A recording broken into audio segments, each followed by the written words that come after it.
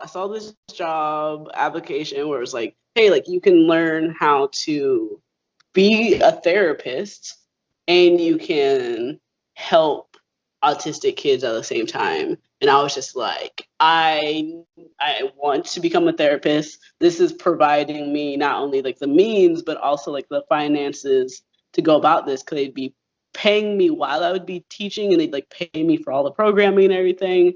And then at the same time, I'm like, I also want to help people, and like autistic kids are people. This works so well. And also like there's some of, and because you relate to like the whole experience of masking and wanting to learn how to like be better at masking. Well, like I'm not sure if you relate to the second part, but Okay. I pre-diagnosis, my existence was definitely like, as I was maintaining who I was looking for better ways to cope better. Just be like, how am I supposed to behave? How am I supposed to act, react?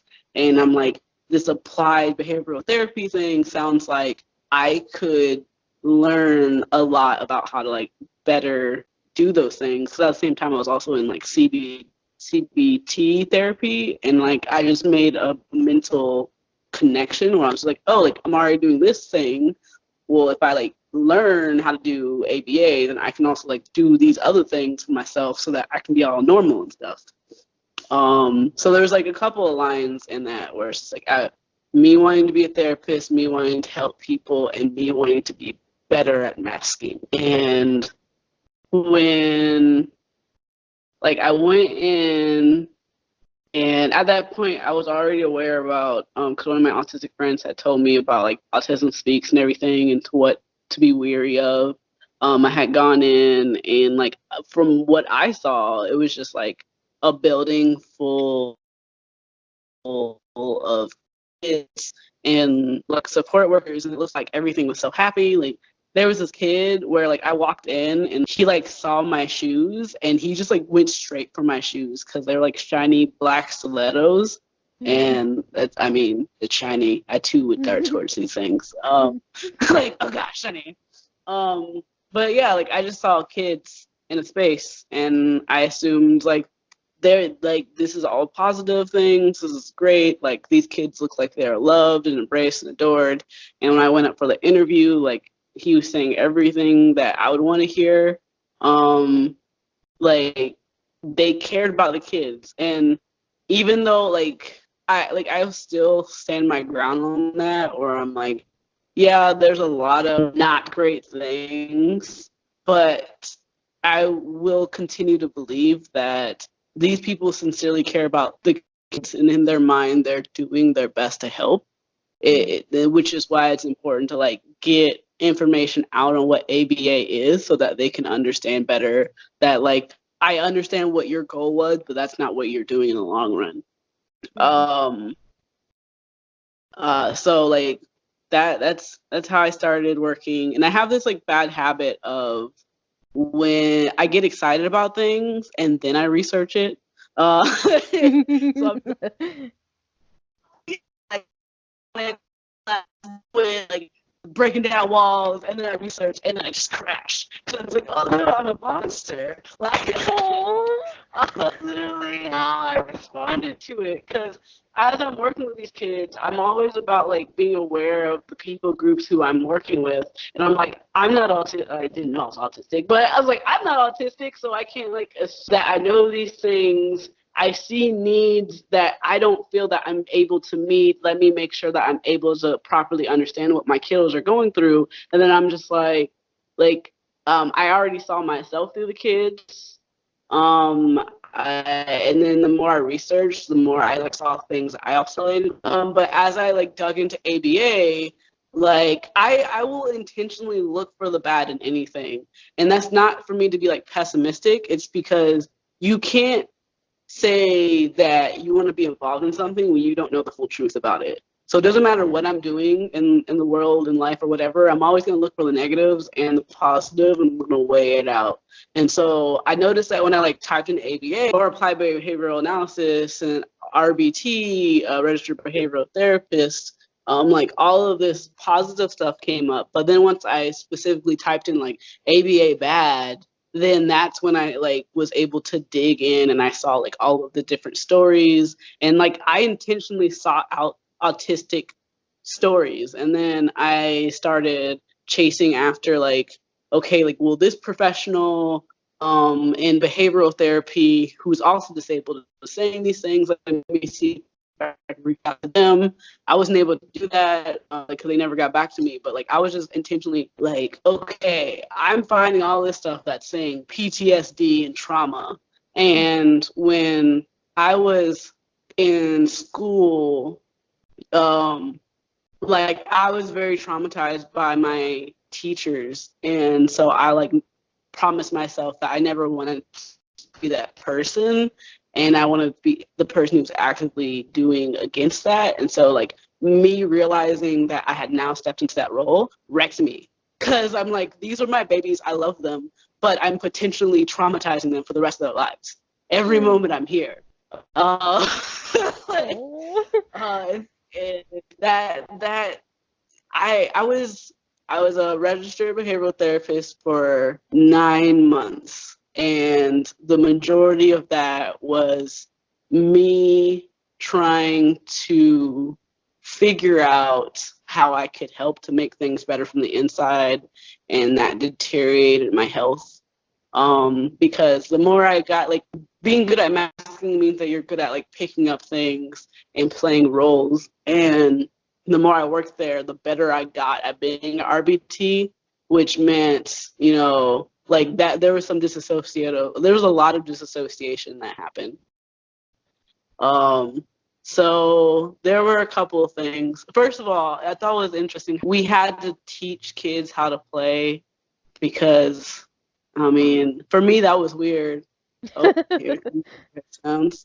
To me that was weird because it was like, if kiddo, in my head I'm like, if this kid doesn't want to play, then they don't want to play, and that's cool. Like if they want to play or like do whatever and I just sit next to them, I'm cool with that. But then they were like, no, you gotta like show them how to play, and I'm like, but like, what do you mean I have to show them how to play? That's very confusing. So like seeing how that issue of like me also being autistic and not knowing that I'm autistic, and being told that I need to teach other autistic kids how to play, when in my mind, them just staring at a wall seemed logical. Like, or like them just wanting to like play in a bucket was just okay. Like, they're like, no, you gotta like show them how to make the animals talk. And I'm like, why would the animals want to talk? This doesn't make sense. The kid doesn't want the animals to talk. Why would I want to show them how to make the animals talk? Me personally, as a autistic human being, now acknowledging like my disabledness, I can't work full time because like whether it be job or school, for some reason like it triggers a certain kind of exhaustion in me if I'm doing the same things full time. I have to like space things out. Like I can do multiple part-time gigs, but I can't do one solid full-time thing. I will crash, especially if that means I have to be in front of people every day. Like as good at peopling as I am, I will shut down. I will crash. I will burn out. So I kept reflecting on how like me as a grown adult, I can't do 40 hours or more of anything, but these kids are expected to do a minimum of 40 hours on top of school. Like, so of course, these are kids. They're going to be grumpy. They're going to be tired. They're going to be exhausted. They deserve to be. But it seemed like every time in my mind where I would find a reason to validate why they weren't feeling okay, I was told that didn't matter and they're still supposed to like follow instructions. Like, so like there were no nap times at all. There was no like, let's just sit down and relax. It was they got out of school or like preschool or whatever it was. They came to us, and then straight from the jump, we're telling them what they're supposed to do. And even during playtime, we were still like whenever we would take breaks, we would still like if they didn't do something that was supposed to be like typical or in color, we still had to, which for me caused a lot of turmoil, because again, like as somebody who's getting into these kinds of therapies, I understand the significance of play when it comes to development, and the significance of like kids being able to be on their own and to like find themselves through exploration. So the fact that I'm an adult constantly hovering over them when they're exhausted, constantly telling them that they're not doing so. Yeah, like we would reward them, but that would only be whenever they did something specific that we wanted them to do.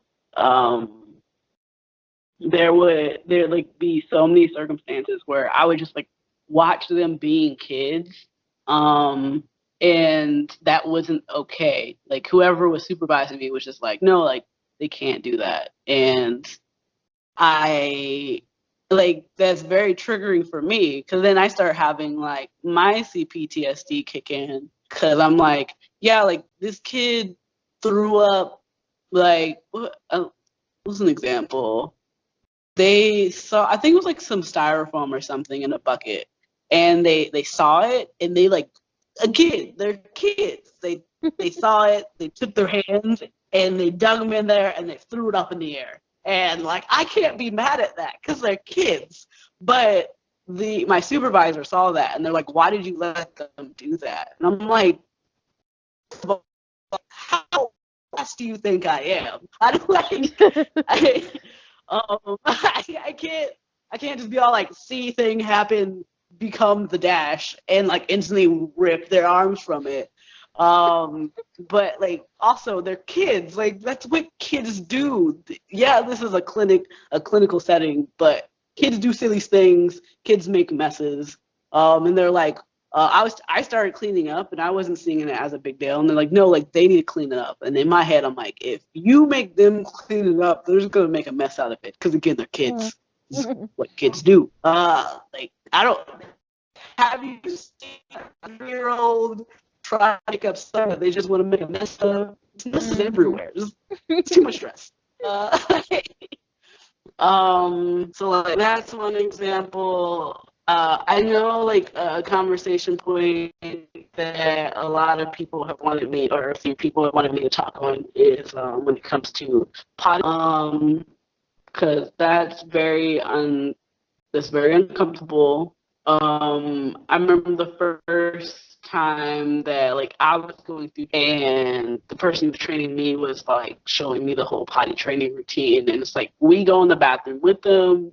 They're like making eye contact with the kids, which I'm just like, ma'am, like that's just weird. That they're on a toilet, their genitals are exposed. Yeah. Why are you looking at them? That's weird. Like I would always downcast my eyes or just look away completely. Because to me, it's weird. Like, you're a whole other being. I understand the importance of boundaries, especially at that age. And if I'm breaking your boundaries, then how are you going to learn what's safe and what isn't? And there was a certain circumstance where there was a here. I have a couple stories on that one, but like I remember that first time that I was going through training, and one of the kids was it. She said like we're going to go potty, and he said no, and she just like laughed and was just like we're going to go potty, and sat him down, and he kept saying no. And like that was the first thing that like made me feel off.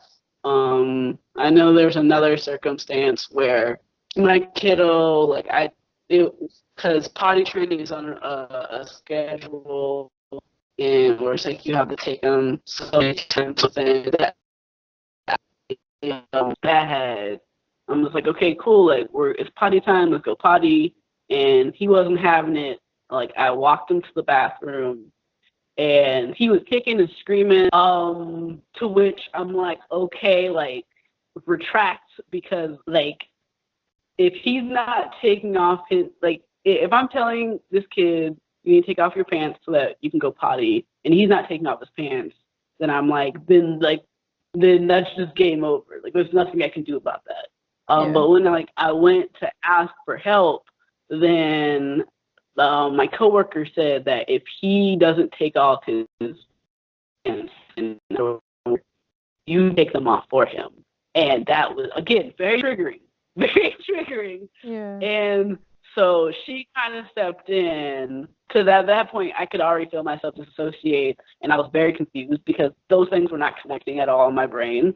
And like she stepped in, kicking, screaming, crying, and she forced his pants off and then forced him to sit on the toilet. And like I'm just doing my best to look like I'm not disassociating. Where I'm just like, I have to be professional, like this is my job, but like none of this is like I don't understand how forcing a kid's pants off is supposed to help with anything in the long run at all. Yeah. I can't. And even right now, like I can like feel myself like shaking. And like they just did it so nonchalantly, where it's just like if you give a command or whatever, then the kids are supposed to follow. And what I found was weird, even if you mess up with the direction that you give, they still are supposed to follow it because you gave it to them.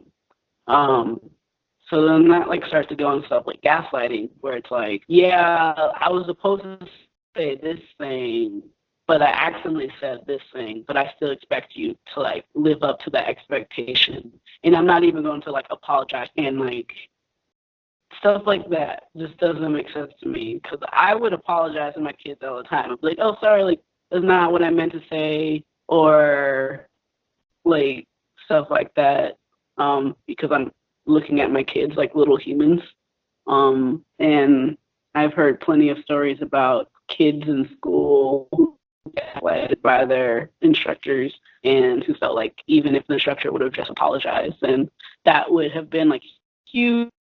Like thank you. Like if one of their tasks was to like turn off the lights and turn it back on, or to pick up where I'd say like, you know, I'm using a random name like Susie, go pick that up. And that's the tone we have to say it in. Like that's my RBT voice, and it breaks my heart that I have a RBT voice, but it very much exists, where it's like, Susie, go pick that up, and they go pick it up, and I'd be like, thank you. And I remember I had my supervisor, she got upset at me because I always said thank you after they complete tasks. And she said they did what they were supposed to, so stop saying thank you. Which again, these are seeds that affect the way how kids develop. If my job is to just like lash out commands and not give decency of like apologizing when I mess up, or showing gratitude whenever they follow through, then what are they learning? Like, why are they there? If we're supposed to be teaching them skills, then shouldn't we also be like including the entire like humanity portions into those? The voice and the way how we give instructions is very specific. It has to be like, it's not like monotone, but it needs to be direct.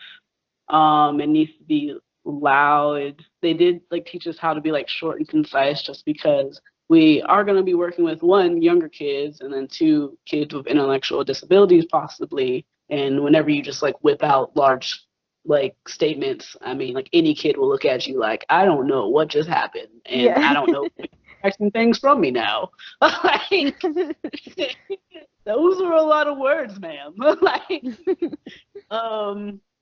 So like we were taught how to do that, but like something that I found was very interesting when I like dug into some of my research was that some kids who go through ABA, like I wouldn't even say some, I would say most kids who go through ABA, they pick up that RBT voice.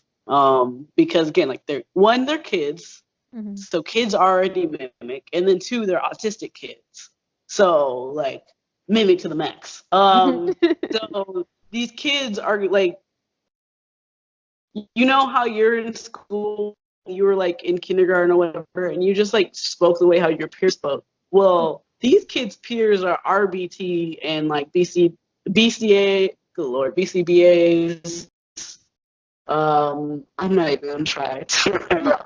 That's actually confusing. But these kids' peers are adult autism professionals who speak to them in a very particular way, and so the kids start speaking that way, and that I feel is also bad on long-term development because you're not, like whether little boys or little girls, now they're just saying like, wanna go play, like, no, and like at that same tone, like everybody, all the kids near that same tone because that's all they were like getting the input of, which is like very concerning. And let's see, when it playtime was always really difficult for me. Like whenever we would have breaks, because again, like I was expected to monitor their behavior. Like even though I'm like, they just did some rock star stuff. Like they are exhausted. They deserve at least a break. They're just like, well, you like even when we're playing, they still need to like behave in a very specific way. And so, although I know like technically I was wrong. Whenever I didn't have my supervisor around, I would just let my kids play how I wanted to. I'm just like, if we're outside, like let's just run around and like be giggly, like just giving them permission to kids. Because like one of the things that we're doing is being like someone now because they're like changing the expectations for ABA professionals where there's like, oh, this research information. They wanted to improve the amount of tasks that kids would have. They'd also be called like mans, like commands, and that could just be like, I want that, like that would be a mand. And so they want to increase the amount of mans that a kid would give. And so, like, I'm not over exaggerating when I say this. Every 10 seconds, like whenever we were playing with something, like so the kid would find something that they wanted, they would be like, oh, happy, stimmy, whatever. And every 10 seconds, it was my job to take that away from them and tell them to ask for it back. And so it would be like, they pick it up. Do you want this? Do you want this? And then they have to say yes. They like, it doesn't matter if they pointed, if they nodded, if they like, it looked at me, like they had to say yes, and then I would give it to them. And then they play with it for 10 seconds, and I was supposed to say my turn and take it. Like every 10 seconds. How, as a small child, how do you take on that stress? Every 10 seconds. Like when I'm working. When I'm playing, I'm working. And they wondered why, like, kids would just, like, have, or they would just, like, shut down, or, like, they'd start, like, crying. And I was then supposed to be, it was my job to, if they could, different kids had different routines, or, I'm blanking on the name. Yep, I totally blanked on the name. Like, different kids, you did different things for. You have out for an item.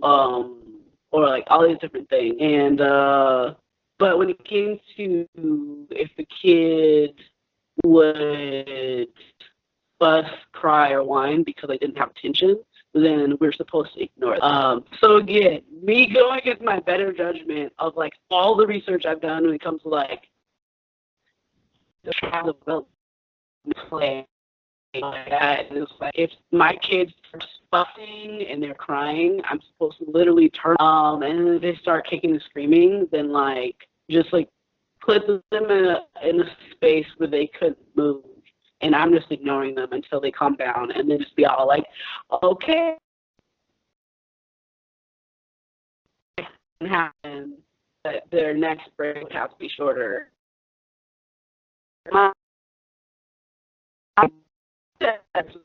And every time I'm supposed to redirect them, it's just exhausting them. So, like, you see how where it plays this whole scenario of where I'm just like, I'm a monster. Like, I'm a monster. Like, I know, I'm consciously aware of the things that I'm doing. And I'd be exhausted, and I started, like, slipping. That's around the time when my burnout started really picking up, because I'm like, not only am I doing the things that they want me to do, but I'm also supervising myself internally because I'm trying to minimize the negative impact as much as possible. So it's like there's 2 to 3 eyes going on internally in my mind where I'm like, I know what I'm supposed to be doing, but I need to be mindful of what I'm doing to make sure it's not causing impacts that's like super, super negative, even though there's going to be something. And at the same time, still also monitoring whether or not my supervisor's around, because then that's going to affect the way how I'm going to handle the situation. So like I did my best to like be as like neutral overall, but like when it came especially to like play scenarios, that's when I was just like, I really just want to let this kid be a kid. They really deserve to just be a kid. And whenever they start crying, like in normal situations, if a kid needs something, like you give it to them. In normal situations, if your kid feels alone or frustrated or isolated, that's the same as alone. But kids don't have the words to communicate all these really big feelings. And the most important thing for you to do is to be present. But it's my job to separate them from that presence. And I don't understand how that's supposed to like benefit any development of any kind. Where my kid is telling me that they need a hug either verbally or by reaching out to me, and my supervisor is telling me that I can't give them that hug because it's going to encourage problem behavior. I've witnessed kids slip into meltdown because they've been redirected too many times, where it's like the goal is they're supposed to do what I expect of them to do. So if I told them to pick up this block and put it in a cup, and then they decide to throw the cup, now I'm going to tell them to pick up the cup, and then they go to pick up the cup, but then they just throw themselves on the ground. Now I'm supposed to tell them to stand up, and then I'm supposed to be like stand up like this, and then I'm supposed to like physically stand them up. But like the more I redirect them, the more that they're just like being broken down. And the more I see them slipping into like meltdown red flags. And at the same time, whether it be like me experiencing this hands on or me watching a coworker going through this, because I had like one coworker who was like, they weren't autistic, but they were like highly empathetic to what was going on, and they were just as broken as I was when it's like, we're breaking our kids. And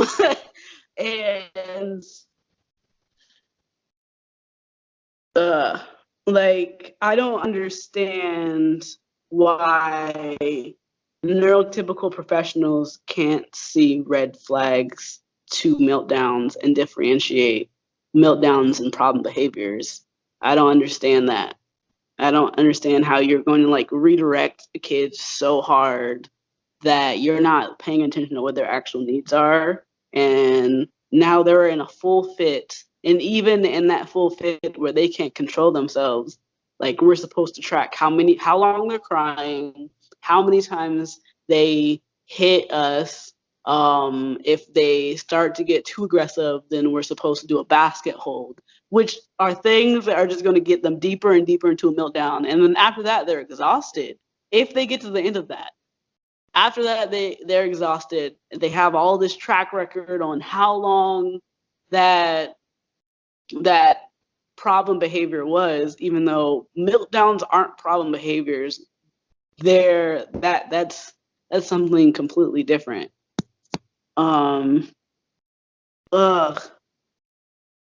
Like, I remember I asked somebody, I was just like, why isn't there a meltdown prevention protocol? Because you can't say you're helping something if you aren't paying attention to avoiding negative to health things. With the kind of like all the redirecting and all that kind of stuff. So I was talking to one group that does like ABA based, and I was trying to talk to them about that too. Like, what do you do in those situations, etc. And they were very big on the whole, like, well, we just teach them that there's an easier way to communicate. So I've heard that a lot. I've seen that a lot in like special needs classrooms too. I saw like online there's like this chart or something where they're like, if you do self-harming behavior, you just hurt yourself and you don't get what you want. And if you just do it this way, then you get what you want. And like I get the logic, but like for something doesn't like click for me on that. Can you maybe expand on like the concept of if you can? I don't know. Like it's somewhere there's a mental block for me on that. I just like I can see where people are rationalizing that, but at the same time like I feel like it's their response of like ignoring doesn't seem to really be productive, if that makes sense. Yeah. I've never heard it like necessarily worded in that way specifically, but the way how I think it relates to the things that the training that I've been through and my experience is when they say you're giving them a choice, but you're giving them choices that get the results that you want. You can finish this, or you can sit down and not do anything. I feel like that's still like a normal parenting thing, but when it comes to working with fatigued autistic children, that's not necessarily a tactic to take, because and how did you word it that they said?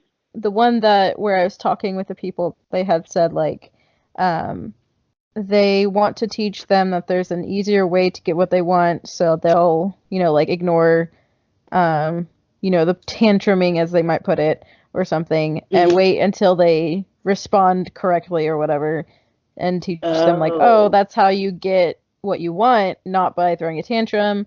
But I've also seen a poster where they're like, if you harm yourself by like hitting yourself or whatever, you just hurt yourself and you don't get what you want. If you communicate the way that whatever we want you to, then you get what you want and nobody's hurt, kind of thing. Yeah. So I was talking about how, like, when working with fatigued autistic children, having their needs ignored is only going to prompt them into meltdown. Yeah. And a tantrum, as we both know, could very much be a meltdown. Yeah. And there's even like readings about how something could start off as a tantrum, but then that triggers a meltdown. Yeah. So I can see how like that can work with neurotypical children who don't have sensory needs or those kinds of exhaustions, but ignoring any child who is communicating in the only way that they know how is like, that's abandonment, and that's going to cause trauma. I had worked, there was one scenario where whenever my kiddo, she would cry, and because my supervisor saw it as a fake cry, she said, but at the same time, I had like done research on how like even when kids fake cry, that's still a form of communication. It's just that they might not know how to get the attention that they need, but they do know that if they cry, that they'll get attention, and so that's their way of communicating. Um, yeah, like with what I wrote down was there's a better way to get this, and like I just can't help but think about. I understand what their goal is, but they're abandoning the kids, and it's not going to get like that might teach the kids how to do the behavior that the person wants, but that doesn't mean that they've learned how to have self agency. Um, so what that would look like would literally be, and this also causes issue when it comes to like pre-verbal kids, non-speaking children, or like minimally speaking children who are being forced to use their words, where the kid wants the horse, but you won't give them the horse until they use the words. Um, Sometimes, depends on which level the kids are on. Sometimes it would be okay if they just said horse. But if they're trying to get more words out of them, then they have to say, I want horse at the very minimal. Um, and so I'm imagining it being in like one of those situations where the kid wants the horse, but they can't get the words out of their mouth. And so then they get into a fit. And then it's just like, well, if you want this, you have to use your words. And then the kid keeps having a fit, has fit, has fit, has fit. And the ABA practitioner's mind, they're making progress because they're denying them the access to the thing that they want. But really, that could very much be a practice of ableism because you're forcing a non-speaking child to speak, which doesn't make sense. And you're penalizing them for the disability. Um, there's a lot of research that goes into how autistic people have sensory motor disabilities, and like that's why a lot of us will have like we get extra clumsy, we may not be aware of like our certain senses, or like when we can't speak, that could be because of our sensory motor deficits. So especially with kids, they don't have that knowledge of themselves. All they know is that they're being punished for something that they can't do.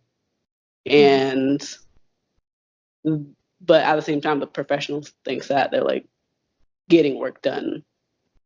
Um, I don't know if I answered your question or if I just ranted, No, honestly. no, I think you did because like I guess a lot of times, like when someone makes an argument and you're just like, well, I guess that's technically true, but something is unsettling about it.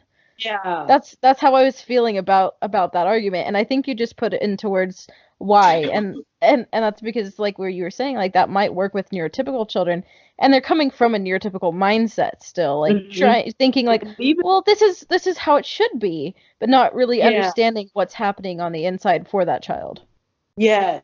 And I'll always reiterate that like even with the expectation of neurotypical, the practices and the expectations that we have for neurotypical children are also very flawed. Mm, So if it's not working for neurotypical children, then why are we holding those same expectations and more over autistic children, yeah. disabled children, intellectually disabled children? Like it's like ridiculous. They're like, and with like the sensory motor thing, like that even goes into if they, it's like, oh, like again, going into like, if you want this, you have to like pick up this block and put it in a cup. What if they are trying their best and they're internal, like this has nothing to do with them not wanting to do it. It has nothing to do with them not understanding how to do it. It has everything to do with their bodies not letting them to do the thing, but they're getting in trouble for it. So like, one, there's the fright of, if I don't do this, I'm going to get penalized. And then two, there's, I didn't do it, and so now I'm being penalized. Like that whole there's a better way to go about this is so flawed when it comes to autistic children, because you're dealing with disabled kids.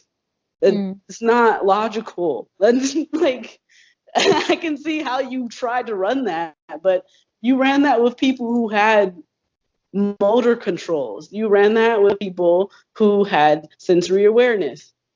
That's not who you're working with. Yeah. See, like, I guess the closest I get to like maybe better understanding that from a personal standpoint was like I was like, I don't know, it was like a year ago, so fully an adult, and there was a day like I couldn't use scissors anymore. Like, I'm Oh not kidding you. I couldn't no, use the in there. stupid scissors, and I'm like flipping out, and I walked down the stairs and I was just like, I'm sorry. I can't cut the paper right now. Like, I just can't. And thankfully, I was around very understanding people, and they're like, oh, "Okay, well, you can just go home, you know." But like, just cutting paper, and like, I can't do it right now. So like that kind of concept, like, had someone sat there and said, you know, "Oh, you just don't want to do it enough," or "Oh, you're just being spoiled, you're just being a brat. Like, why don't you just do this? You're gonna do this if you want to go home, or if you want this." Like, Yeah, I could not you want the imagine. snack because you're hungry? Right, Well, if you want to not be hungry, you have to do the thing that you're physically unable to do. Like, how does that make sense? right. How is that like? I completely relate to what you just described. I was in a circumstance where like I had gone through so much stress. I'm trying to be as like vague as possible, but I'd gone through so much stress that my brain literally just like shut off. And I was like still working with the kid, and we were supposed to do like some high intensity stuff, and like rapid wise, like speed wise, and my brain shut, and I couldn't even count like the 5 stars in front of me Mm. to ask her the question, how many stars are there? Like I was like, and I started panicking, and I was just like trying to tell my supervisor, like, take the child, because I didn't want to see her to see. I didn't want the kid to see me in like that state of mind Yeah. where I'm like, I'm crumbling. Like I know I'm crumbling. I don't recognize this kind of crumble, but I know what's happening, and I'm not sure as to like what kind of repercussions it's going to have on a kid witnessing this. Yeah. And my like supervisor just like looked at me like confused, and I just all I could utter out of my mouth was help. And she was Mm. like, "What do you need?" And I'm just like, "Help." And she's like, "What do you need?" And I'm like, like you're asking me to use more words than I'm cognitively able to use, ma'am. Help. Yeah. Like, take the child. Like, like, I'm not standing here for my own health. Like, help me. Uh, so like imagine being a kid and experiencing that, where you're in you're in a space where you lack power and temporarily paralyzed from doing certain things. You don't understand why you can't think it. All you know is that you're freaking out, as you should. Yeah. Like, you deserve to freak out. That's a very permissible freak out. But as you're freaking out and you're just like doing your best to communicate with the minimal resources you have to ask for help, um, then you get in trouble. That like I've been in that as a speaking adult, like from middle school, elementary, high school, college. Like I've as a speaking adult, with the ableness I have, I've been in those scenarios, and all the way back to like early education, it was very traumatizing. So imagining a non-speaking child or a minimally speaking child experiencing these things, like that amount of trauma is now heightened. Um, and that's also why it's like so triggering for me, because like I can relate and like connect these things to personal traumas where I'm like, no, like this isn't just like this kid is having a fit. Like they are in distress and they're being told that they shouldn't be. That's then going to cause more distress. Kind of a tangent. The kids don't have kids to play with. And for a program that brags about teaching autistic kids on how to be social and how to fit into like these spaces, not having kids for them to interact with is not going to benefit the kid at all. Like all they're learning is how to be in isolated settings with researchers. That's all they're learning how to do. They're not learning how to integrate themselves into social spaces. Yeah.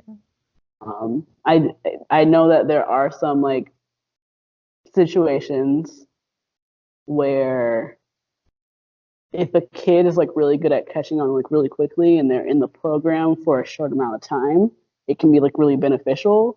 But like that is a very special situation that is not usually what happens. Um, you're gonna find a lot more stories about PTSD than you are about like benefits, and like noticing that whenever you find the story about benefits, it's usually told from the narrative of the parents.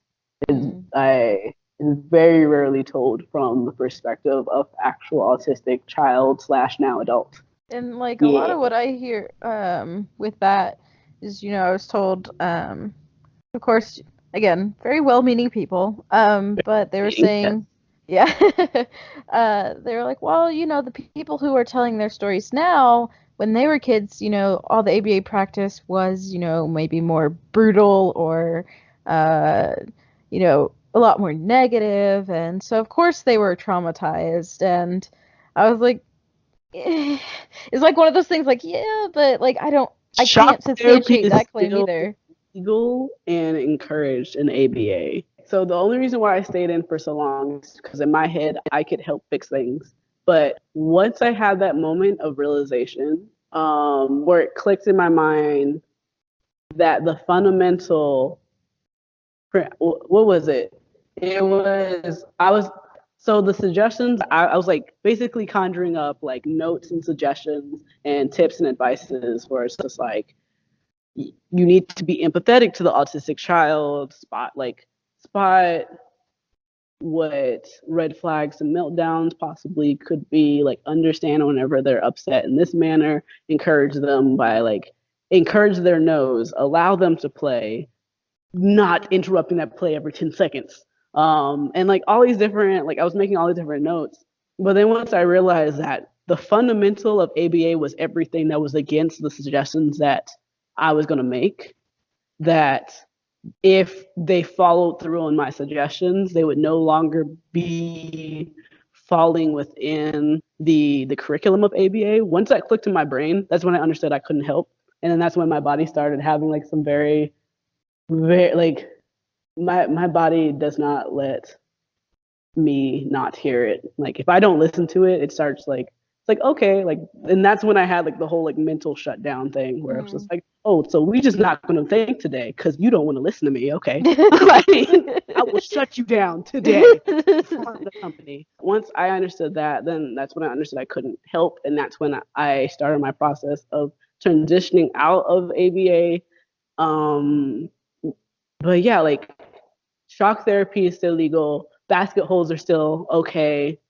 And I've heard some people who are just like, well, what? I mean, shock therapy like isn't necessarily a bad thing. Like there's shock therapy that helps people. I'm like, no, these are this is shock therapy intentionally for punishment. Like, yes, there is shock therapy that can help you to like connect neurons to your brain. That's not what this is. This is specifically punish you. This is to cause your body pain.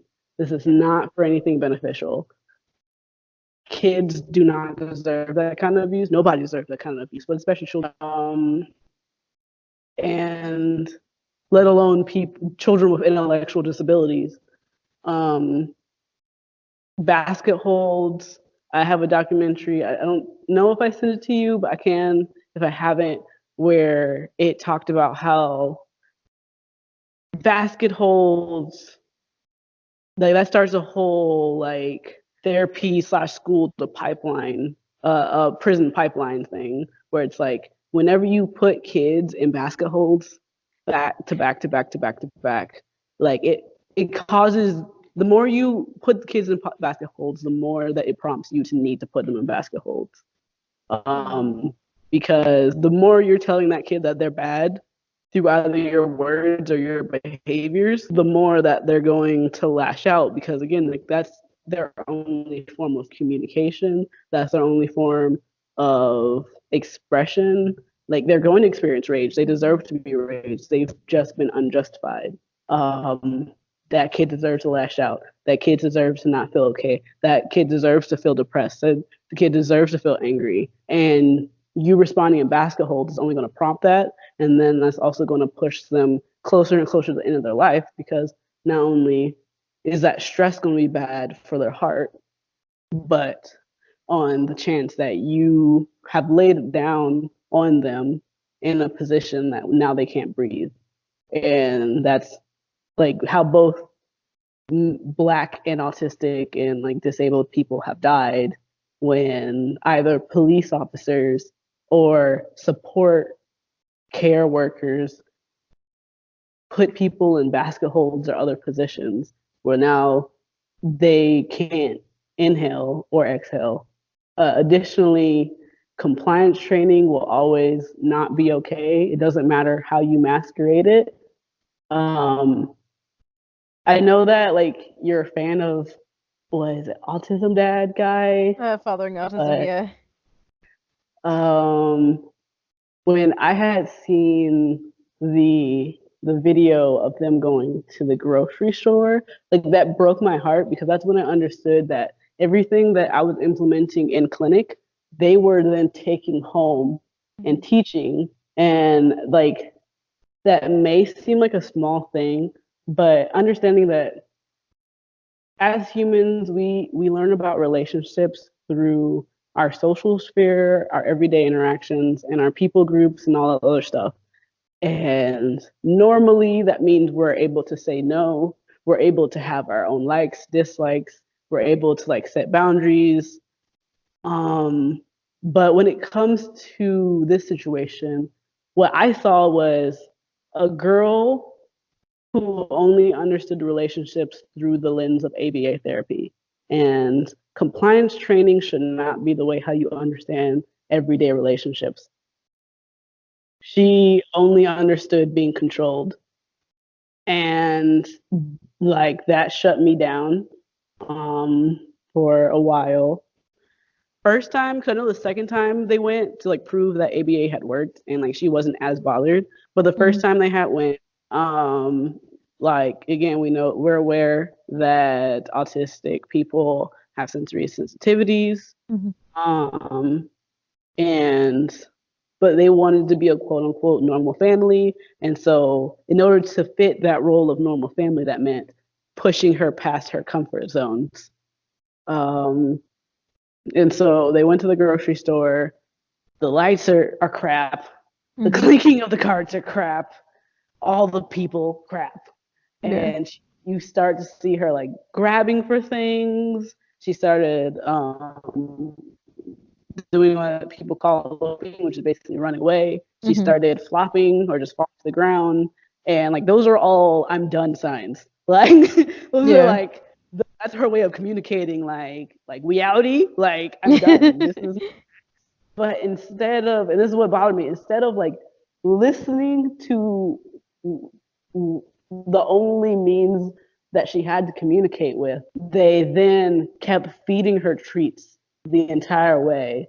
And that's a thing that ABA therapists do. It's like, you do the thing that I want you to do, I keep feeding you treats. So if the goal is every minute, then I'm going to give you a treat every minute.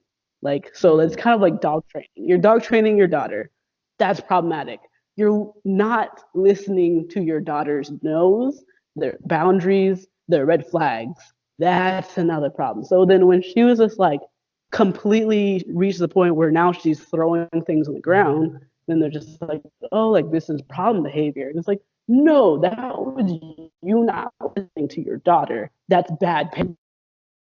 Yeah. You have to understand that you have to accommodate your life for the person who goes through like the least amount of accessibility. So I understand you might want to go grocery shopping with the whole family, but if that doesn't fit the narrative of somebody in your family member, the most healthy thing to do is to then remap some part of your life so that now they can like fit in and be accommodated and have an accessible way of living. Like you, like very easily. I get it.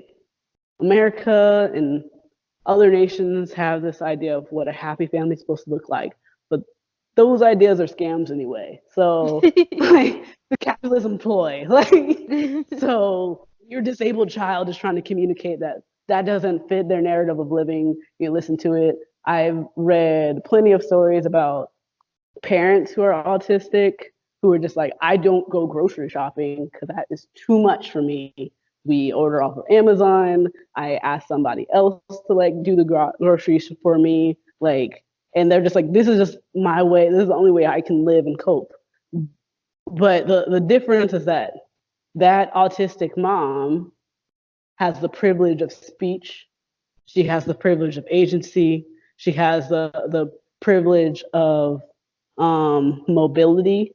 So whenever you have kids who are parented by non-autistic parents who are non-speaking and don't have that much access to their mobility and so on, like then it's like, oh, we're just not like, you're only competent whenever you do the things I want you to do. You're not competent when you communicate your boundaries in the ways that you can. Um, so like stuff like that is where it's like people are like, ABA is doing all these great things, but it's like at if when you don't listen to somebody's no, really bad things are going to happen. Bad things are going to happen right now, and they're going to happen in the future. Yeah. We know that ABA encourages the kinds of learning where people don't understand how to set boundaries. So like children are used to having we call it like not sliding door, a revolving door of adults coming in and out of their life. That's that's not healthy.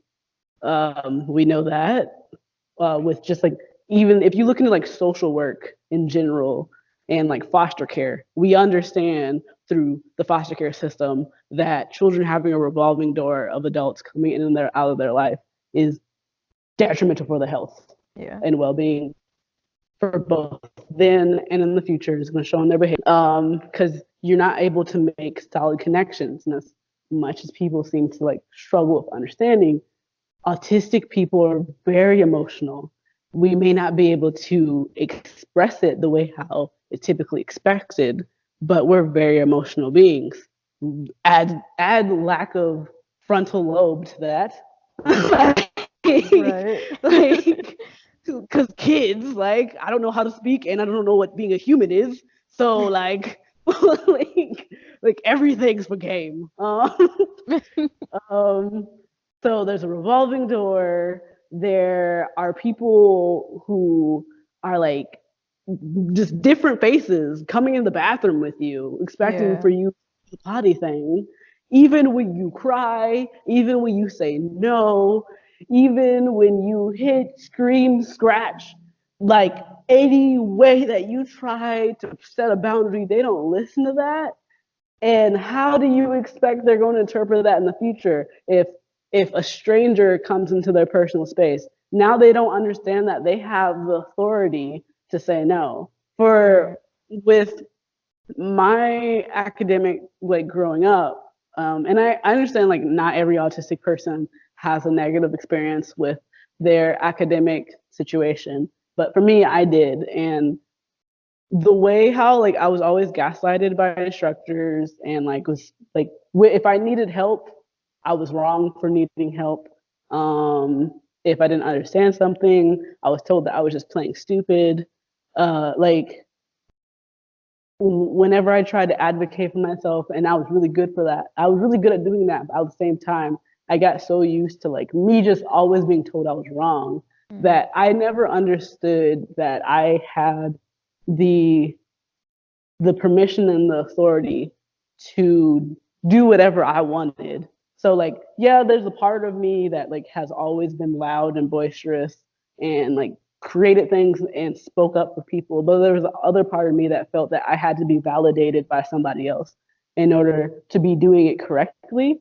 Yeah. Um, and then that stuff like that made it difficult for me to say no whenever I would be in sexual assault situations where like my instant response was just to freeze. I didn't understand that I had the authority to say no in that moment.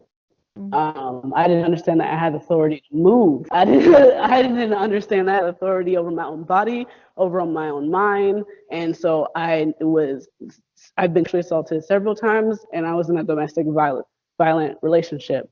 So if if I experienced that in a non-ABA setting just through the trauma of the adults that I had in school, in regular school, imagine how that's having effect on children in literal compliance training, where no's are not being respected, no's are being challenged, no's are being invalidated. You're not allowed to have boundaries. Me personally, whenever my kids said no, I like would get happy. Like whether I allowed the no or not, because sometimes like kids are kids. Like if we gonna clean up and you say no, I'm gonna be like, that's great. We're still cleaning up. Like, like I appreciate your no. However, in this very specific situation, it's cleanup time. We're cleaning up. So like every time my kid would say no, I would get happy. I would celebrate them. I have like a little mini party. My coworkers didn't like me for that because they didn't understand. Well, I'm teaching them boundaries. They need to know boundaries. They need to know what their identity is. They need to know what they are, what they aren't, because the age range that they're at, like around 4 and 3 and stuff like that, that's when kids start developing who they are, who they are not. Anytime after 2-year-olds, that's when you're developing that. That's why it's called the terrible twos, because when 2 years start saying no, they're exploring what they aren't and what they are. And it's important that that's respected so that they can understand that they're human and what that human identity is. ABA shuts that down. So it doesn't, and we still have situations where we're locking kids in rooms on their like locking them in padded rooms. We have plenty of research about what isolation does, and like how I talked about whenever you're turning your back on your kid whenever they need something, and how there's like a mini abandonment. Like that's a small bit of isolation. So we understand research on what isolation does via prison, via psych wards. So why would you implement that for small children? People tend to have like this picture of horrible things happen in gloomy rooms, but horrible things happen with smiling people in very well lit rooms, very well decorated. And that's what makes people feel like it's okay, it's different. But it's just, like literally like close to everything that was okay back in the day is still okay in practice today. And anybody who challenges that, they don't know the history of what they're doing. I know for a fact that you're both told and encouraged to not do research in ABA whenever you work there. Because I remember I had tried to reach out to one of my supervisors and told them like some of the stuff I found, and she was just like, "Yeah, like don't look into that." And again, red flag for me. Like, Yeah. if you don't want me to know about your negative past, then that means you are ashamed of it. You're hiding something. You're not doing something to make it better. Red flag. So a lot of people in the ABA field don't know the actual history on how it pertains to the actual people that they're serving. I see any form of therapy, any kind of service work as a service, an act of service. I'm there to serve that child. My job is to make sure that they're okay. My job is not to put me on a pedestal. My job is not to command, is not to demand, it is to serve.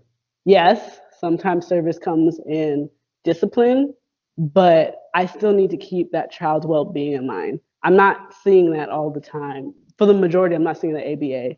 They hear what autistic adults are saying, and they're actively working against that, both in ignoring and defaming.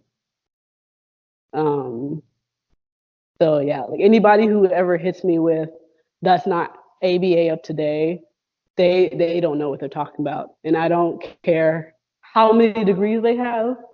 I don't care how prestigious they feel. I don't care how much they say they care about their kids. They don't know what they're doing.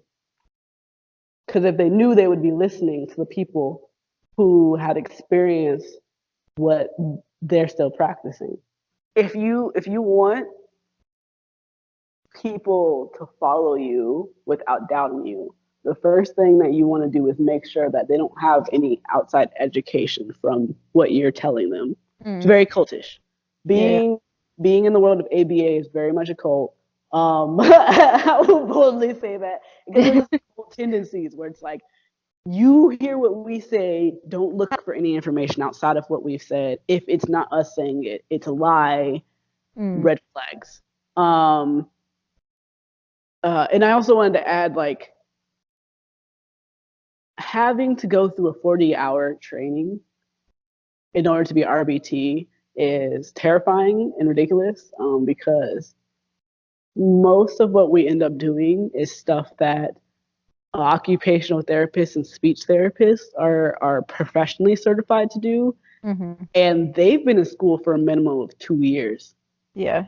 So why am I supposed to know how to work with disabled children after 40 hours of training and a test? Yeah. Of, and that's not even me getting into properly addressing emotional needs. Mm. That like I'm specifically talking about. I'm teaching this kid how to like move. I'm teaching this kid how to talk, articulate, move their fingers, connect mind body things. Like because I'm just like these kids are traumatized. I see the trauma in their behavior. I haven't personally gone all the way through the therapy programs that I'm in, but I see the flags. I just don't have the tools on how to like I don't have all the tools that I know that I would need to help. And I'm Mm-hmm. like, y'all are actively traumatizing your children because you are underqualified for the jobs that are paying you well to be underqualified. What is it? The board certification, BCBA. Yeah, I think so. There's just like so many different variants of BC, BA, Yeah. BCA, Oh, I think it actually might be BCAB. But they intentionally have blocked the ability to like research into these things. Um, so that's the reason why the very little research that we have acquired of autistic adults testifying about the trauma they've had is very small and very limited because if somebody tried to go like the big route, like you have to fight. If the BCAB finds out, you have to like then fight them and their lobbyists and their like lawyers and everybody. They make it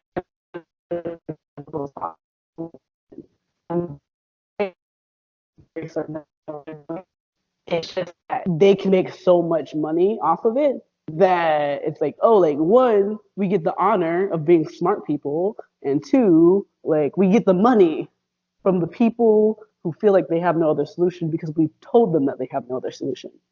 Mm. So that's the reason why there's like very minimal research on it. But within the autistic community, it's a known fact they're not want to listen to our actual stories. Just again, like the side of ableism and its worst form.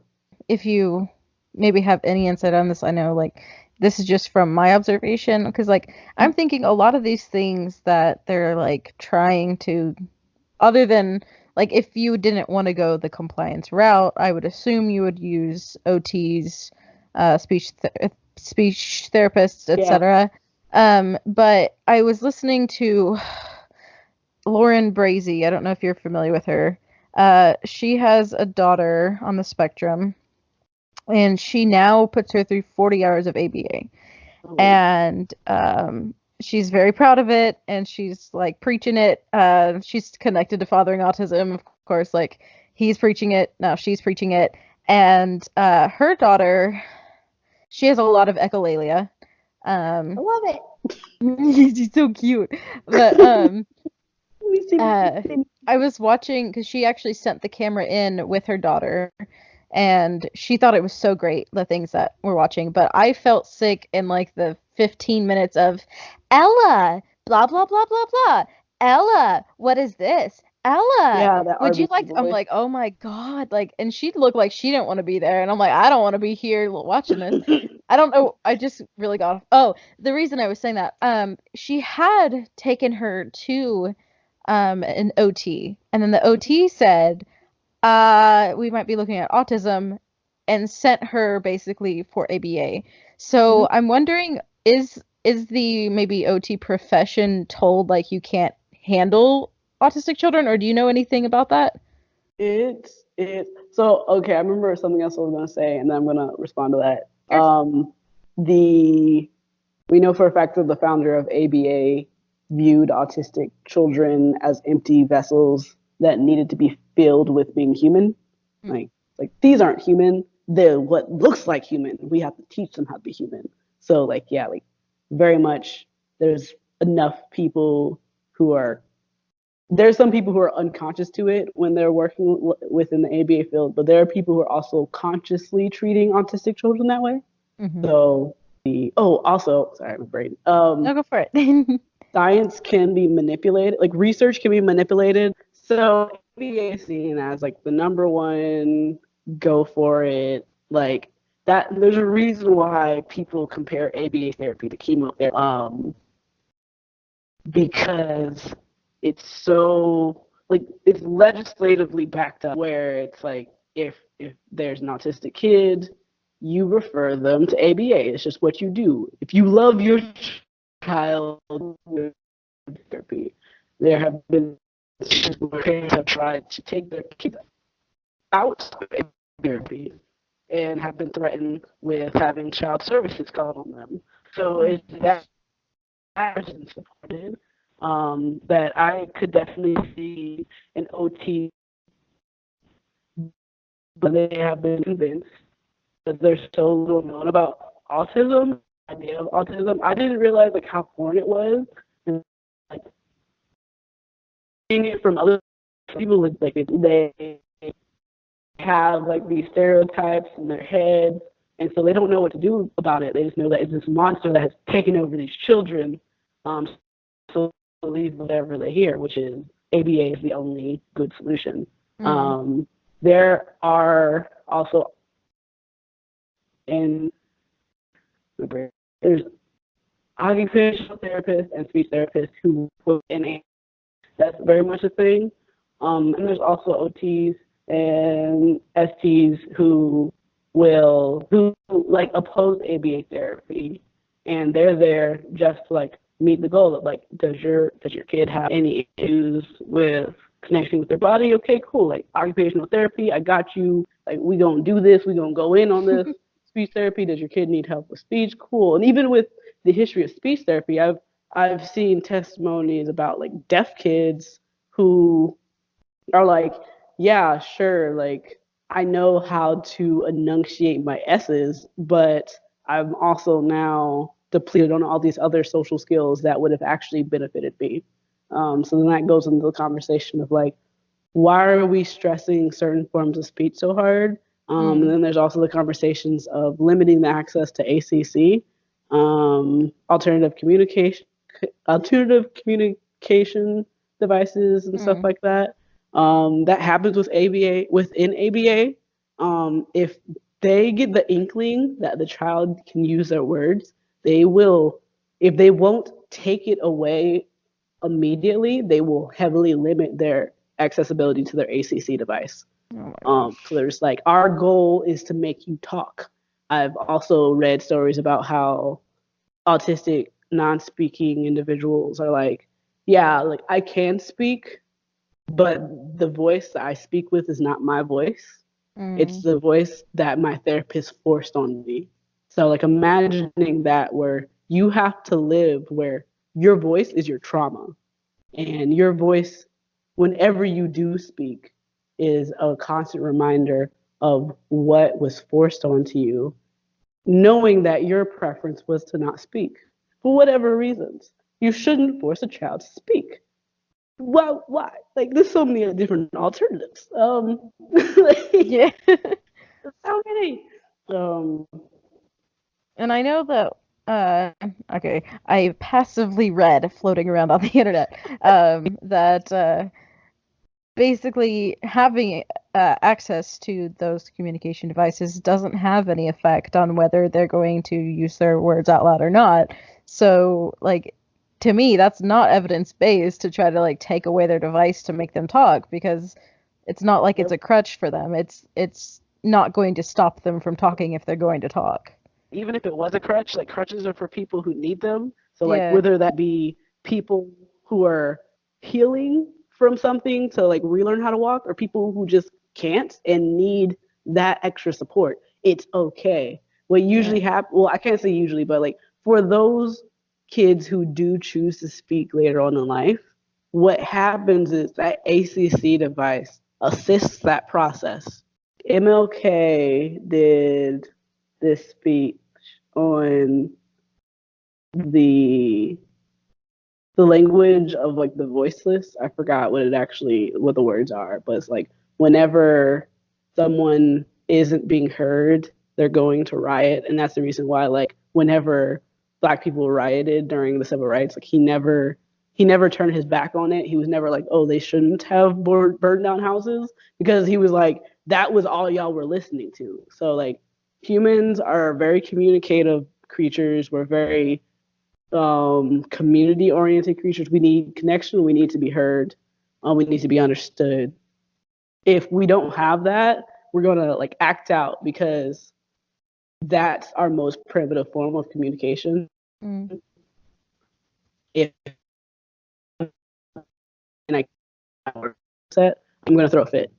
And like, if that's my only words, I will use those words of frustration, because that's the only tool I have.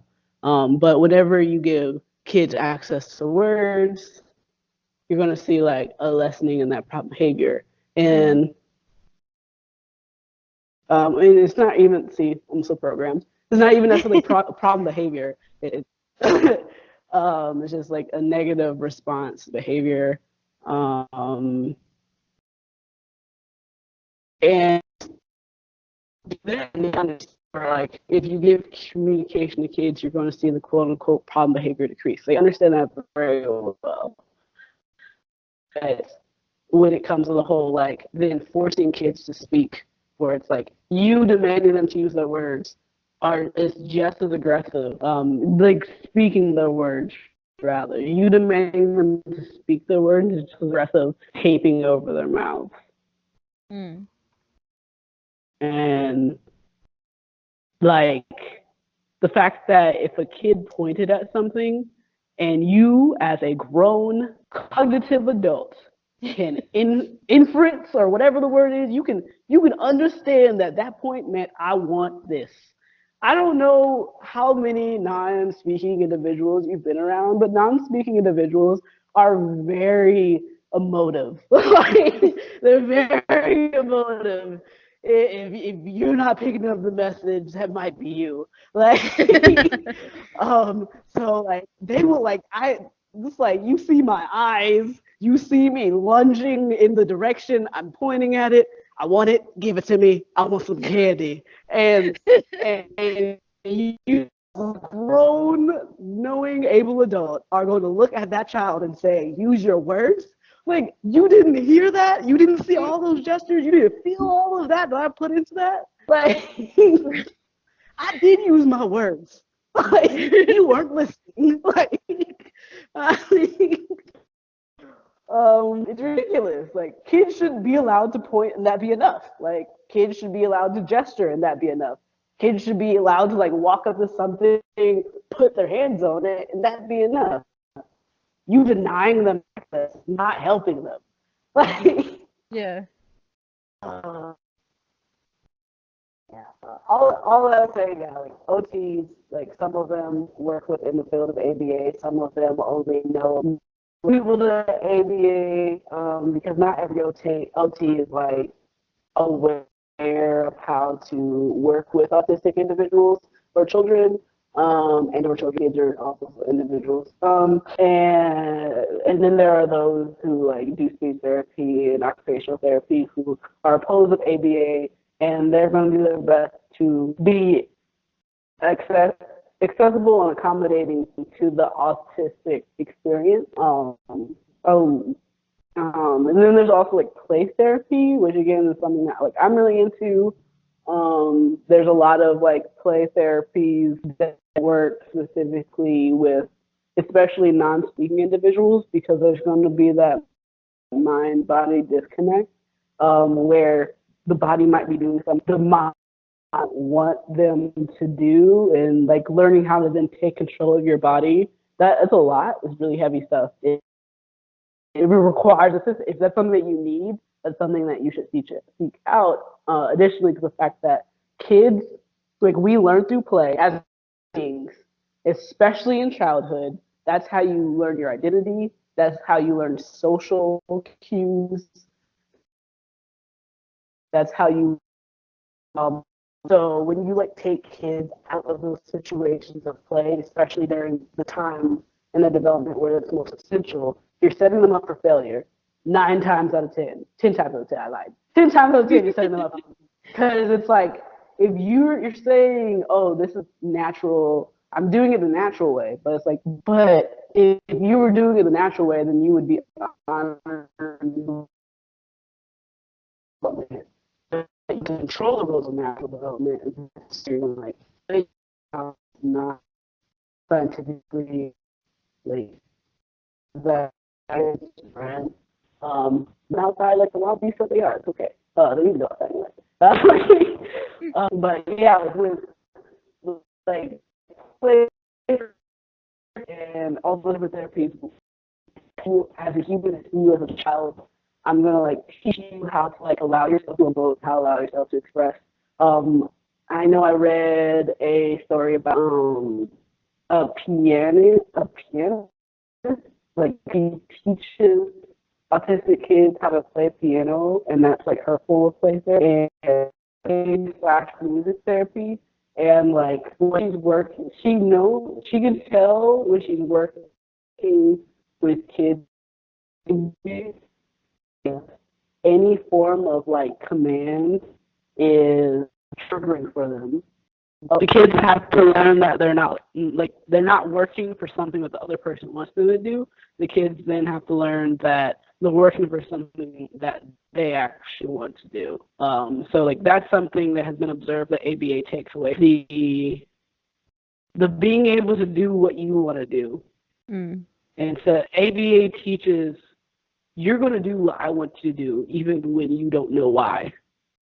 Yeah, I think that's one of the things that really stood out to me was a lot of times it's almost like compliance for compliance's sake. Like there's no why, and when you teach someone to like mindlessly do whatever you want, it's frustrating for them. Like if someone tells me to do something and they don't tell me why I'm doing it, I flip out. So like imagine like these kids like okay, so like for example, like the DTT like do this. I get that they want them to be able to like copy, but like I don't know that that's really productive because why am I doing this? I don't know, but here's your thing that you wanted. Like like what? read stories about how I read a lot. I'm kind of obsessive when it comes to attaining information, especially since autism and autism therapies have become a special interest because like self-preservation purposes. Uh, but I've read about like people who have gone through ABA and like the things that they've loved because like when they use those different tokens, whether it be like a physical token or like a piece of candy or a toy or whatever, like they're using that as motivators. So they're gonna find they're gonna figure out what you want the most, and then they're gonna use that against you. And so it turns kids off from even wanting things. Yeah. Like, See, and I that's want to show you, I don't want to like expose to you what I enjoy because you're going to use it against me. yeah, for real. 'Cause like, and you know, it's so weird. I think a lot of my life I've experienced things that maybe ABA causes a lot of, and I think it was just from being raised in a mostly neurotypical household. That sense of like, for a while, I honestly thought it was wrong for me to want things. It was wrong for me to like things. So I can definitely see that happening for them. Also, the emphasis on external motivation because it's like they're literally forcing them out of that intrinsic motivation that really drives autistic people to learn and to explore. Like, we do have a really good, in my opinion, intrinsic motivation to explore maybe just differently than, you know, is the format that you're supposed to be educated in. But they just like Quote unquote. steal that away and say like you're gonna work for what I'm telling you to work for. Or like, ooh, they get a pick between an iPad and a Sour Patch, but they're always working for something instead of like they're never going to in maybe that situation just enjoy what they wanted out of it. And you kind of said that, so it just reminded me that I do have concerns over the like the emphasis of external motivation on children that young. Yeah, and there now is a beautiful research paper about the damage of like using it for long term and how external motivation has never worked in development or just human like if you keep doing this, you're just gonna break people. Suck. And people are like, what? What research? Where? What? I don't see logical facts anywhere. That reminds me when it comes to the whole like teaching how to play. I know that there's a hashtag going on. I forgot what it is specifically, but the hashtag about like stacking things and letting autistic people, not just kids, because you know kids grow up, they're like stacking things. Um, and like so, it's like we're being like ABA professionals are told like you need to teach autistic kids how to play because you know how else are they gonna fit in? What's that about? Um, Meanwhile, the autistic kids are trying to play, but they keep being redirected, and it's like, excuse me, Yeah. like here I am doing something precious to my existence, and you keep breaking it. Why? Why? Why? Like I I saw noticed. like oh go ahead. Oh no. I was just gonna say, I saw an article where basically this person was suggesting that if your child like lines up their toys to like put them like I don't know like up in a basket or something so they can't do that, and I'm just like, why? What? What? There's They're monsters. That's what they are. They don't deserve children. Oh my right? gosh. Like Hey, they I see shouldn't you line have things up. joy and happiness. Would be a shame if I were to block you from it. Right. I okay, something that I'm really jealous about is like some autistic kids, they like just inherently know the rainbow. I don't. I'm jealous. So they would get colorful things and they would like stack them in a way that was always in the order of the rainbow. They may have That's never like awesome. these are kids, these are babies. Did Yeah. not learn about the rainbow that intensely. Know it religiously. Jealous. Wow. And so I'd just be watching them being all stimmy and doing rainbow things like, yeah, you get it. And it's like, no, we have to stop them. And I'm like, why? Like, why? Why would you destroy this beautiful playtime?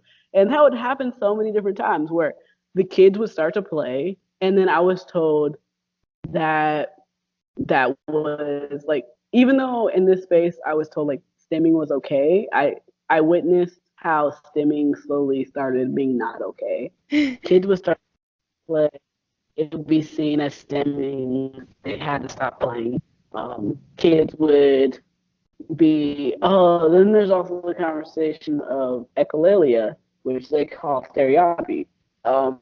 Communication can happen in all different forms. Like sometimes communicate, like whether you're autistic or not, like kids say stuff that just don't make sense. Okay, like all kids do that. Yeah. So why do all of their echolalia have to make sense? It does too. They're kids. Let them not make sense. It's kind of childhood. Like, let them be kids, you weirdos. I did this thing where I was kind of like either a call or response or mirroring my kids. So like they would say something and I would just like repeat it. Like if it's echolalia and I just echolalia back up. Did you just look at me and they like wiggle and they just keep sitting and I'm like, yeah, truly. But like that wasn't allowed. I wasn't supposed to do that. There was a time where one of my kiddos, one of their echolalia, whenever they were upset, was I'm not okay.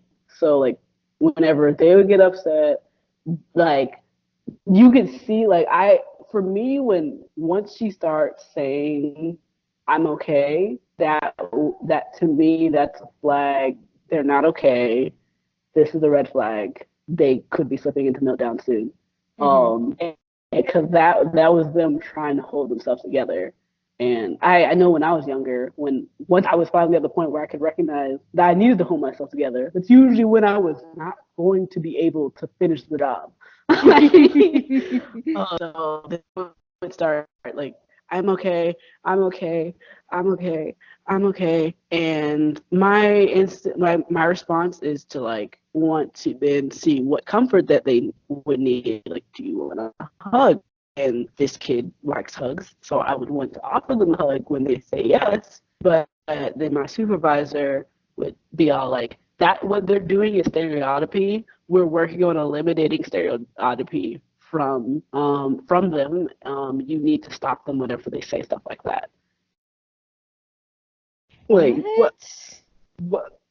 Like triggered again, very triggering. Like I like. So my kid is self comforting themselves, and they're clearly not okay.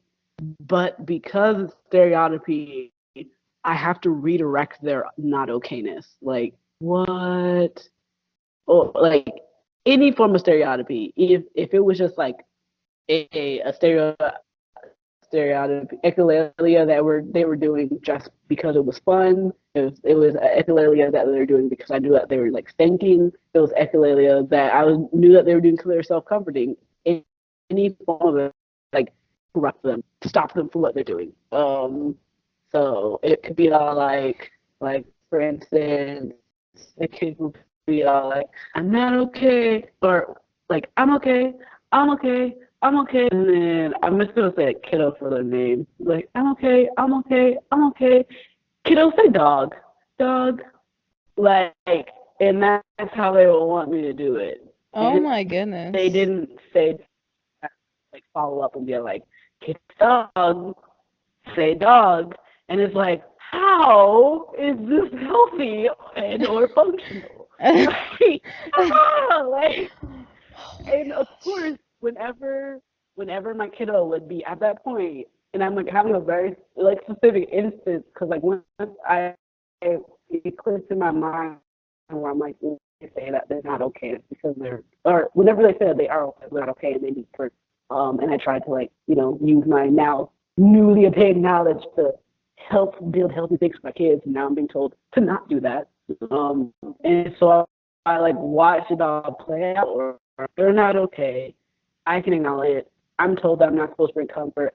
now I see my kids slipping into a meltdown because they're being redirected when what they needed was comfort.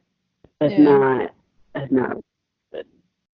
And that happens too many times. Like meltdowns are not good for your long-term health. I don't know why people wouldn't know that. Like depression isn't even good for your long-term health. Like research just shows, like the more times you are like that changes the construction of your brain. Like the more times you're depressed, the more intense your depression is going to be, and like then like you're literally changing the structure of your brain. You're changing your brain chemistry. You're like stripping it of like almost all things good. And I say this is somebody who had like is lived through a journey of depression where like now I take the GABA that helps with my anxiety and depression, stuff like that. And it's like you literally need stuff that will hold space for your brain to like fill those gaps so that you're not taking from the limited resources that your brain has. So imagine if we know that for depression, like imagine what meltdowns do to you. And like that's also very so like the more you melt down, especially unneededly, like so the more you're melting down, the more likely that you're going to melt down because you're tired. So the more it's basically saying the more you're tired, the more you're going to be tired, which is going to cause more tiredness and so on and so after.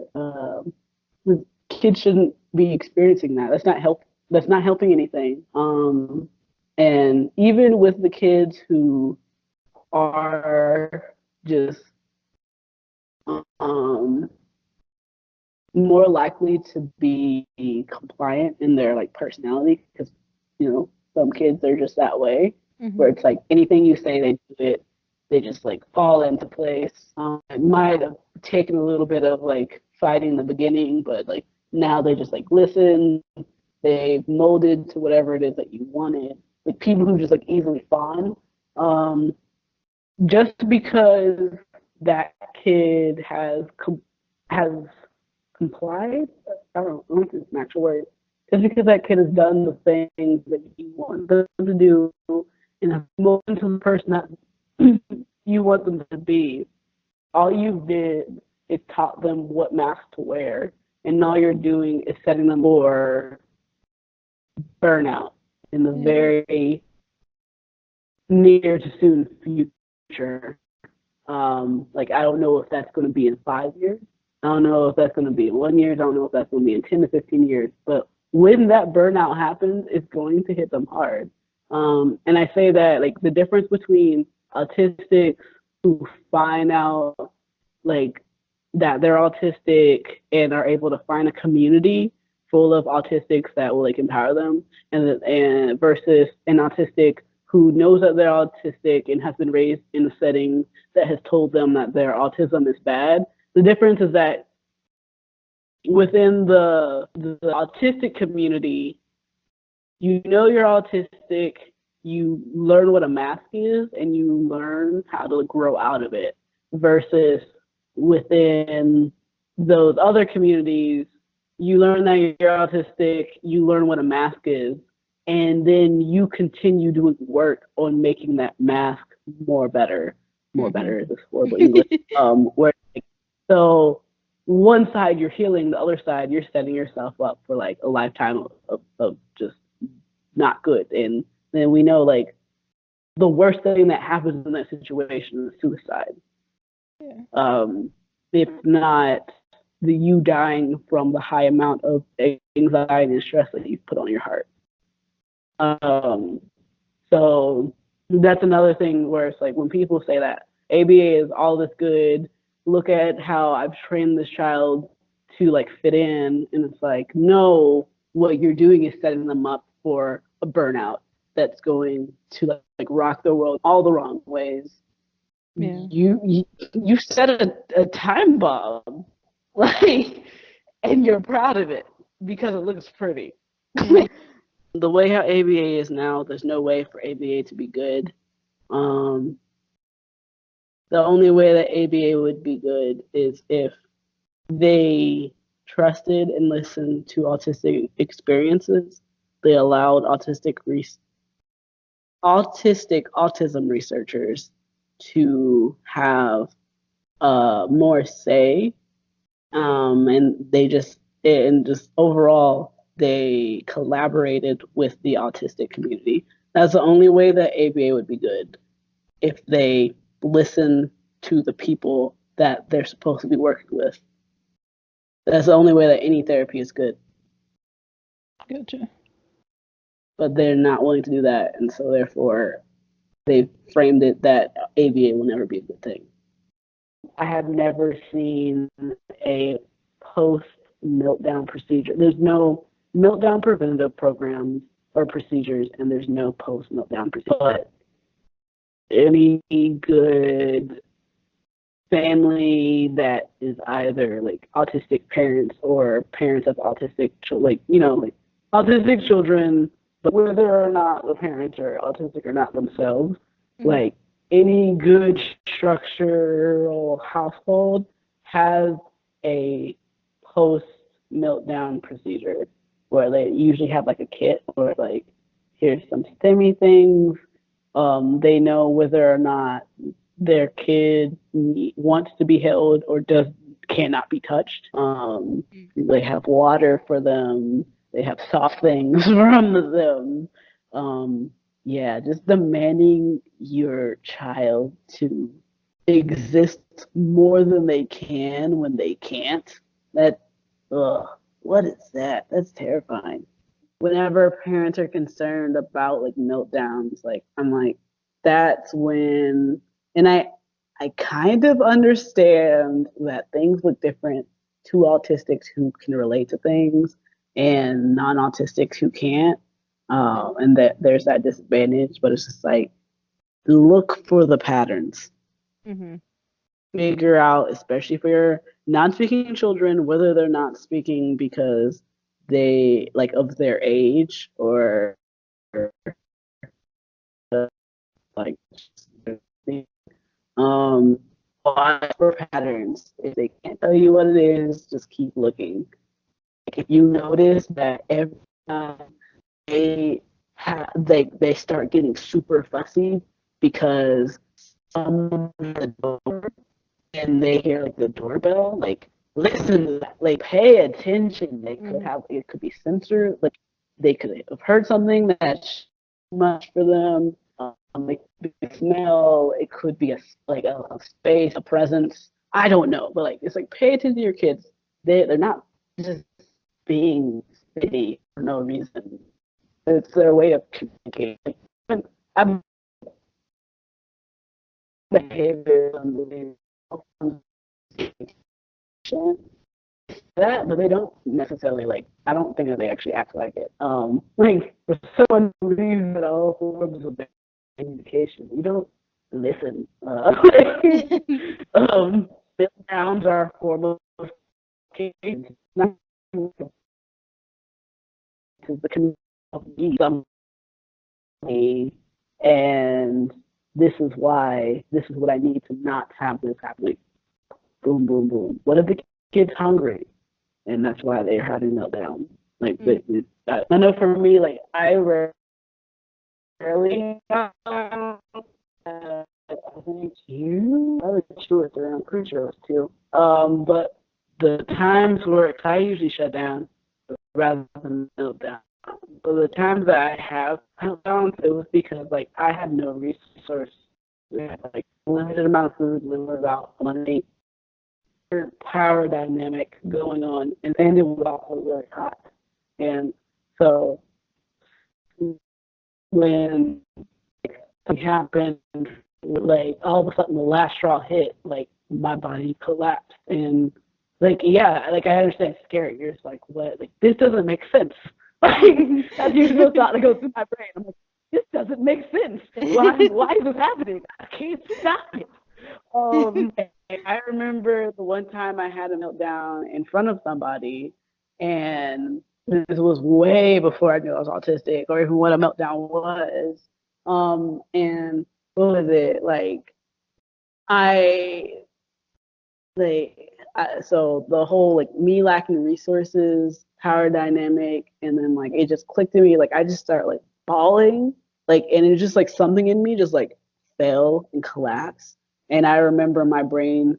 I was more concerned with this happening in front of people, and so I was just like, I'm collapsing. I need to get out of this space, and I had to like fight to get out of the space. And then I remember running down the stairs, running out the door, and then by the time I got to my car, I had collapsed to the ground and was crying hysterically, and my body was moving like uncontrollably for like a good couple of seconds, and that was terrifying. And I also remember how the person who had witnessed it then proceeded to shame me and tell me how they never thought I would behave in that manner, and they thought than that. And it's like, what are you talking about? Like, one, I was the victim, and two, I had no my body. Like, you didn't think I would behave how in response to your behavior? But yeah, like parents are like, oh, I don't want my kid to do this, and it's like, well, then figure out how to advocate for your child instead of punishing them for breaking down, and like pay attention to what those triggers are so that they don't have to experience that. See, And and I sometimes thought, more sorry. than others, Yeah. unfortunately. See, like I thought like, parents understood that their child, like at the very least, like it wasn't their fault or like they couldn't help it. But that's not the case, because like this lady came on to one of my autism groups that I'm a part of, and I mean like cool on her to like try to understand and stuff, but she was just talking about her son's meltdowns, and she basically admitted that she would tell him kind of like, well, try not to do that again. And I'm like, oh my God, like you don't understand. Like he doesn't want to do that again. He doesn't have control over that. And for you to be like, oh, well, just don't do that again. Like, oh my God, like Probably go to or when it happens, because now not only is he exhausted and overwhelmed, but now he's like trying to hold himself back from something that his body's not going to allow him to have control over. It's going to be worse. Yeah. That's like there are parents who think that like it's very, and I know like it especially gets difficult when it comes to kids hitting in their meltdowns, where they hit other people in their meltdowns. Like I Yeah. understand that and everything, but it's like understanding that it's not directed towards you, it's not personal. It's literally their body is reacting. Like, yeah, like I can't speak for everybody, but like we know it's irrational. Like we know it does not follow logic. It's very similar to what happens with any in like anxiety, like whether it be like a panic attack or just anxiety in general. Like when you have high anxiety, there are points in your life where you acknowledge that what's going on and how you're reacting is not logical. Like, Yeah, but yeah. it's like logic doesn't make sense. Like I can acknowledge it, but that's not stopping my experience from happening. Right. And that's just the way how it is. Like I don't know. The most I can do then is to look at you and be all like, I am in a state of lack of logic. Help me. Right. Like, help me. Like yeah. Kid, kids, we autistic kids deserve so much better. So much better. I've realized and I've watched how kids with especially I can't speak that much for like any other kind of disability when it comes to like physical disability. But like when it comes to invisible disabilities and like intellectual disabilities, like I me knowing more in the realm of autism, like I can't help but notice how autistic kids are held to a higher standard than non-autistic kids, even though they know that they're it's like you have to learn X, Y, and Z, so you're not allowed to play. You you like I would look at my kids' behaviors and I'm like, these are legitimately kid behaviors and they're being punished for them.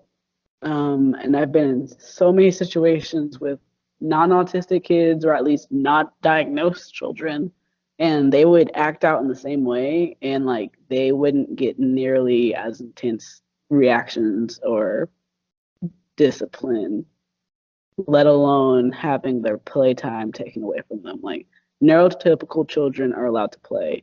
Neurotypical children are allowed to be silly. Neurotypical children are allowed to stim. Neurotypical children are allowed to like not understand. But if an autistic child doesn't understand, if an autistic child gets confused, if an autistic child does something that's different, it gets shunned. And it's just weird to watch that higher standard of existence. You know this person's disabled, but you're holding them to a higher standard than non-disabled people. Why? Does that make sense? Um, a lot of making spaces for autistic children and people is to acknowledge those needs, like how we talked about the whole I can't, like acknowledging the moments when you can't, and then like empowering them by letting them know that that's okay. And it's like, here's how you communicate yourself when you can't. And I know like the thing that I've had the most difficulty and that I work on the most is communication because I have like so much trauma behind communicating my needs. But I'm grateful that I have people who have like recently helped me to process through that in healthy ways. But like communicating can be scary. Sometimes the best way to communicate when you can't communicate is, well, many times is through ACC, where it's just like, do you need a button? Do you need a notebook that you point to? Like Yeah. have all this stuff be worked out as much as possible, so that when you can't, and then you can't tell people you can't, you can at least press that button. Like Right. at the very teaching kids how to do that, like I don't know, like if there's a ball or a teddy bear that's like your can't ball, or you're like I can't tell you I can't, so here's the ball. Like I threw it at you. I get it, I understand. Thank you. Like, take care. Like that's what, he threw the ball at me. It's because he needed help. I understand. Like like, yeah, let kids be kids, especially autistic kids. Like, we're stimming. It's okay. It's all right. We're teaching kids how to be aware that they're autistic while also teaching them that that's not okay and that needs to be suppressed. And I'm like, if I get physically sick from that, then like what's happening to these kids? And then what's going to happen to them when they finally get to a safe space? Because our brains are really smart. Um, it will sometimes our brains will like hold on to stuff and it will allow us to hold on to that trauma up until the moment that we know that we're safe, and then it will release all of it. Yeah. And so like what happens when that autistic child finally finds a safe space and now they have to work through all that trauma, and like they could potentially lose the ability to like move for periods of times because of all that trauma just catching up to them at once. Yeah. um yeah, like I get it, parents want to help their kids. ABA is a cult. It has had stand by it. Like parents want to help their kids. ABA is a cult. They use despair to their advantage. They Mm. use lack of knowledge to their advantage, and they have the lobbyists and the money and like the legal support to do it. One of my supervisors would always tell me that like I would let my kiddo like walk all over me, and that I needed to be like more demanding, and like I needed to like establish like, you know, I know I'm still working on like certain boundaries and stuff like that, because in my brain play is valid, no is valid, all these different things. I'm like working with learning how to like implement all these different variables, but still like um I she would tell me that whenever kiddo would be working with me, she behaved different than when she would work with her, because when she would work with her, she would listen to everything. But I was just like, did you ever think that she's quote unquote more difficult with me because she knows that she has a space to be able to say no, and she like is more compliant with you because she knows that there is no listening to her? Like, did you ever think that her following you all the time isn't a good thing?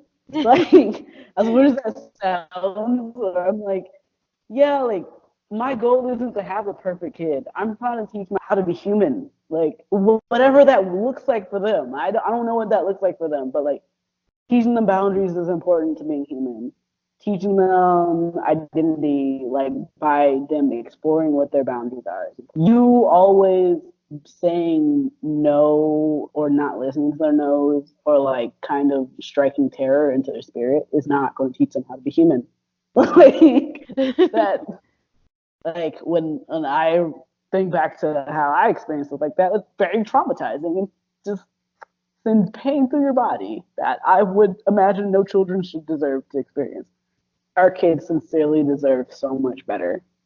And I wish that I didn't have to have found out about ABA by being a part of it. But at the same time, at least I know I have like a really solid motivation to like make sure it doesn't have to happen to anybody else.